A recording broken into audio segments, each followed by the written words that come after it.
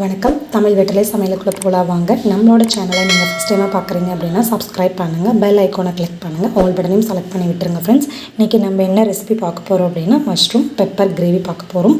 அது எப்படி செய்கிறது, அதுக்கு என்ன பொருள் தேவை அப்படின்னு பார்த்துடலாம் வாங்க. ஃபஸ்ட் வந்து நம்ம காளான் வந்து நல்லா க்ளீன் பண்ணிக்கலாம்.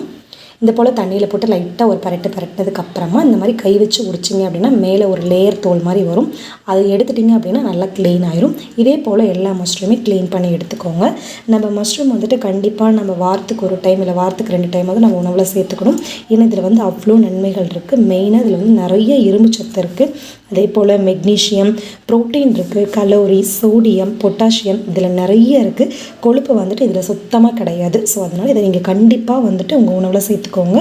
அதே போல் இது வந்து நம்ம இதயத்தை வந்து ரொம்ப பாதுகாக்குது, ரத்தத்தை வந்து சுத்தப்படுத்துது, நோய் எதிர்ப்பு சக்தி இதில் அதிகமாக இருக்குது. கண்டிப்பாக இதை குழந்தைங்களுக்கு செஞ்சு கொடுங்க. அவங்களுக்கு நோய் எதிர்ப்பு சக்தி ரொம்ப முக்கியம். ஸோ அதனால் இதை தவறாமல் நீங்கள் உணவில் சேர்த்துக்கோங்க. நல்லா க்ளீன் பண்ண மஷ்ரூமை நல்லா வெட்டி எடுத்தாச்சு. வெட்டினதை ஒரு பவுலில் மாற்றியாச்சு. இப்போ சமைக்க ஸ்டார்ட் பண்ணிடலாம். கடாய் வச்சுக்கோங்க. கடாய் ஹீட் ஆனதும் எண்ணெய் ஹீட் ஆனதும் 2 துண்டு பட்டை, 2 கிராம்பு சேர்த்துக்கோங்க. ஒரே ஒரு பூ, அன்னாச்சி பூவோட ஒரு பெடல் மட்டும் சேர்த்துக்கோங்க. ஒரு ஏலக்காய், 1/2 ஸ்பூன் அளவு சோம்பு சேர்த்துக்கோங்க. லைட்டாக எண்ணெயில் பரட்டலாம். பரட்டி முடிச்சாச்சு. அதுக்கப்புறம் 2 பச்சை மிளகா, ஒரு கொத்து கருவேப்பிலை, இதையும் நல்லா எண்ணெயில் சேர்த்தாச்சு. அதுக்கப்புறம் ஒரு பெரிய வெங்காயம், மீடியம் சைஸை விட கொஞ்சம் பெருசு, அதனால் நல்லா பொடுசாக கட் பண்ணிட்டு உள்ளே சேர்த்துக்கோங்க. மீடியம் சைஸ்னால் 2 வெங்காயம் எடுத்துக்கோங்க. 1 ஸ்பூன் அளவு ஜீரகம், 1 ஸ்பூன் அளவு மிளகு, இதை வந்துட்டு நல்லா நம்ம இடிக்கல்லில் சேர்த்துட்டு நல்லா பவுடர் பண்ணி எடுத்துகிட்டு வந்துட போகிறோம். வெங்காயம் வணங்கியாச்சு. வணங்கினதுக்கப்புறமா இஞ்சி பூண்டு பேஸ்ட்டை சேர்த்துக்கலாம். இதையும் நல்லா கலந்து விட்டுறலாம். இஞ்சி பூண்டோட பச்சை வாசனை போகிற வரை நல்லா கலந்துக்கலாம். அவ்வளோதான், கலந்து முடிச்சாச்சு. இந்த டைமில் ஒரே ஒரு தக்காளி நல்லா பொடுசாக கட் பண்ணிட்டு உள்ளே சேர்த்துக்கலாம். அதையும் நல்லா பிரட்டியாச்சு. அதுக்கப்புறம் நம்ம கட் பண்ணி வச்சு மஷ்ரூம் உள்ளே சேர்த்துக்கலாம். மஷ்ரூமை நல்லா பிரட்டி விட்டுடலாம்.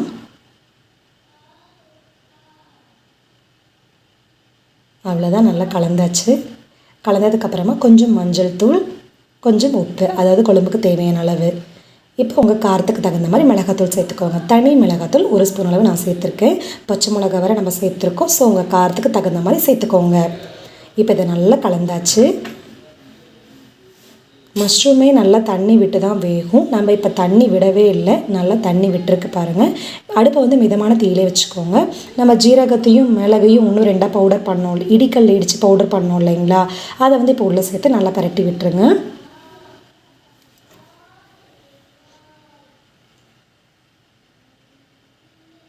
இப்போ இதோட பச்சை வாசனைலாம் போயிட்டு நல்லா வெந்து வரணும். அதுக்கு வந்து கொஞ்சம் தண்ணி சேர்த்துட்டு நல்லா எல்லாத்தையும் கலந்து விட்டுருங்க. கலந்துட்டு ஒரு மூடி போட்டுட்டு 3 நிமிஷம் வரையில் நல்லா வேக வச்சு எடுத்துக்கலாம். அடுப்பை வந்து குறைச்சி வச்சுக்கோங்க. 3 நிமிஷம் ஆயிடுச்சு.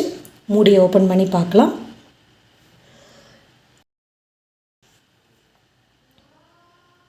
நல்லா கலந்து விட்டுடலாம். இந்த டைமில் வந்துட்டு உங்களுக்கு போதும் அப்படின்னா அடுப்பை ஆஃப் பண்ணி வச்சுருங்க. கிரேவி சூப்பராக ரெடி ஆயிடுச்சு. இல்லை அப்படின்னா தேங்காய் வந்துட்டு 1/4 மூடி அளவு துருவன தேங்காய் சேர்த்துக்கோங்க.